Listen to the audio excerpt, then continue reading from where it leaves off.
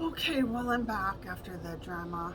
Actually, they were little granules and they were kind of sweet, so I just had them with water. Just don't let your kids get at them. I think I got only about half of the capsule, but that should be okay. I'm the second day, it's all right. If anything, I shouldn't do this, but I'll take the other one if it's really bad, because the third day, I'm not really I won't be that sick. And besides, they gave me some other anti-nauseants it's something like that, and olanzapine.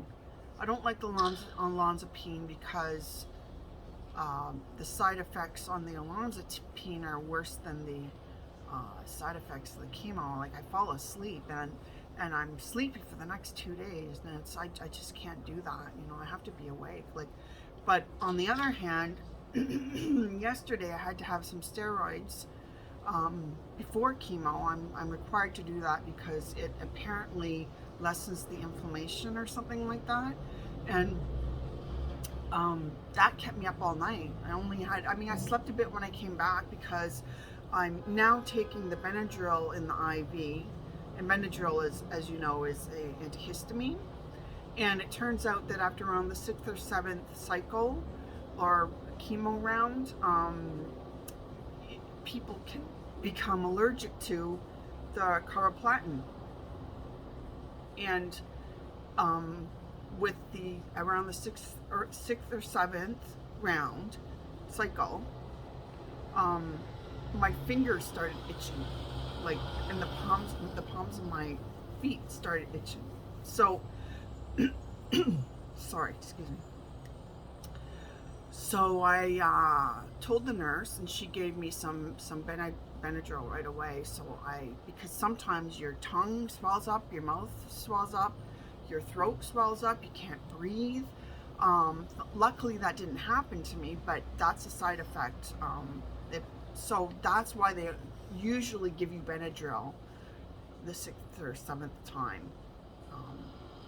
And that makes you really tired. Like, I was actually falling asleep yesterday during chemo because it was making me so tired, and I just was so tired by the end of it. I was there for like 4 hours, and because they have to give me a whole slew of things, and some of them aren't bad, but I was there for 4 hours, and I was just so tired by the time I had to leave. And I just got home, and I slept almost right away. And then I slept until 12:30 in the morning, and then I got up, and I wanted to get back to sleep, but the steroids were keeping me awake. So I stayed up all night. It was kind of like, what do you call it? When you're on a flight and you go past different zones, and then you end up really tired and out of sorts.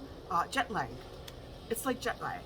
And so you should really just not sleep after that. Just with jet lag, you really shouldn't sleep once you get into the new time zone. You should just stay awake as you normally would in your other time zone, and then once it becomes night there where you are, say in Europe, you go to sleep at nighttime. And then that's how you get rid of jet lag a lot faster. But that's how I feel right now. I just thought, I'm not going to go back to sleep because I'm also just go the whole day and then I'll sleep better tonight. I don't know. We'll see what happens there. And that's another side effect of the steroids. You're just up, and you have energy, and that's great, but you can't sleep. It's ridiculous. I feel like I can do a lot, but with the Benadryl and the steroids, it's starting to get kind of mixed up. But anyway, also magnesium. I want to talk about that. Gemcitabine, the other chemo that I'm on, causes a depletion in magnesium. And my magnesium levels sometimes go really low. So even though I take magnesium, I order the triple magnesium off of Swanson Vitamins, and I take that. But sometimes, for some reason, it just dips really low, and they have to give me magnesium during chemo. They have to put it through the IV.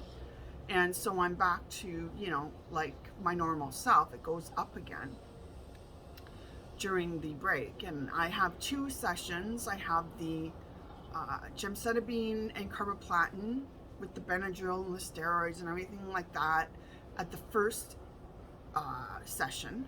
And then the second week, the next week, I get just the gemcitabine, and that one's fast. And then I get a flush, and I'm out of there in 40 minutes. The first one's 4 hours, the second one's 40 minutes. And then I get another week off, which is good. And so by then, everything is starting to increase. My iron, my hemoglobin is starting to increase. My platelets are leveling off, and my magnesium is normalizing. But then it starts all over again. So, I mean, I'm trying to avoid all this, and I find the 3rd or 4th day after, especially the first chemo, I get really, really fatigued. Not just sleepy tired, fatigued. I mean, I can't even drag myself around. Like, I have to just lie down all day, and I can't do that. I'm not that type of person. It's like I can't have it. Like I mentioned earlier, I didn't order a cane when I had the nerve damage in my feet. I'm just not that type of person, and I want to stay mobile as long as possible, and it'll get me into more studies too. Like, for example, the oncologist has just offered me a study to get into to try for immunotherapy. I can't pronounce it. Immunotherapy. That's what I'm trying to say. Immunotherapy. What am I talking about? Immunotherapy. That's what I'm trying to say. And it's when your whole body, your own body, fights off the cancer, and you're not killing the normal cells. Your body is taking over. You're getting more T cells, and those T cells are fighting the cancer cells. So that seems more reasonable to me than just in one fell swoop trying to kill all the fast growing cells and causing damage to the body, that I've just been talking about, with the stomach lining problems and the nerve damage and the hair falling out. So I want to get into that and do that one, because it seems that the gemcitabine may be running its course. I don't know exactly what's happening with that, because I did have a break for a while, and it was not my fault. Something happened where I didn't have 3 sessions, and that, I think, affected my tumor growth. But I'm not going to even dwell on that. That's not even something I'm going to even think about. Like, again, I did another video on maintaining a positive attitude, and I'm just, I'm moving away from crime shows. I don't watch those anymore. I watch Traffic Cops, the British show Traffic Cops. It's I mean, at least it's exciting. They have like car chases and that sort of thing, and it's not as violent. There's not people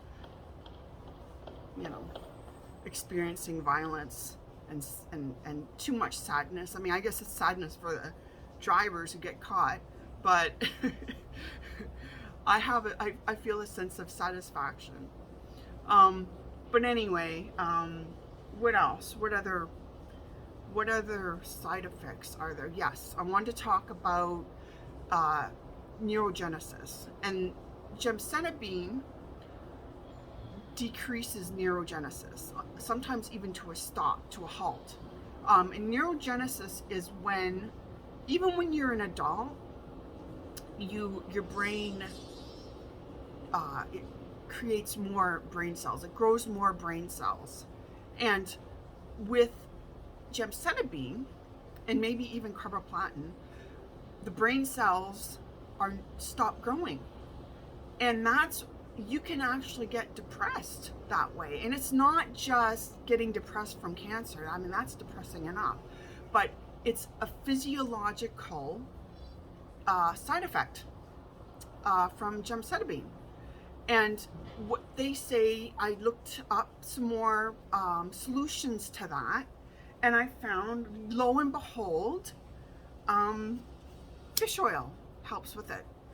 So I'm making sure that I take my fish oil daily, and I feel much better.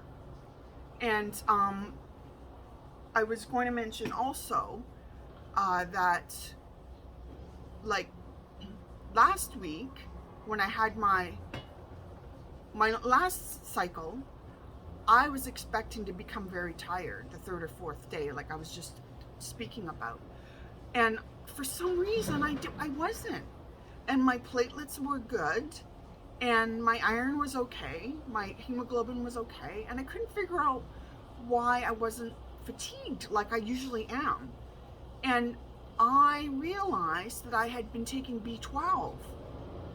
And I read somewhere, I can't remember where, but I read somewhere that B12 can help with platelets. So it was able to stabilize my platelets, and I was taking the iron, it stabilized my hemoglobin, and I was taking the fish oil and whatnot, and it was stabilizing it was actually helping with my neurogenesis, brain cell growth. And I felt fine. I wasn't even affected by this usual fatigue, and I was so grateful. And so, I mean, that's something right there that just can really help you. Like, there's some people who just get so fatigued and so depressed that they can't function. And I actually was writing down on the calendar the third or fourth day after chemo, tired day.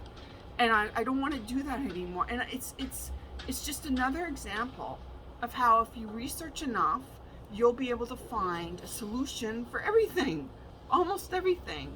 The internet is a blessing in some ways. I mean, yeah, it has its bad side, but in other ways, it's just a blessing. We find out things that we in 2 seconds what researchers had to look up in books and libraries, like, less than 20 years ago, So anyway, if I think of more side effects and solutions to them, I'll post another video. And I think there's 3 parts to this video.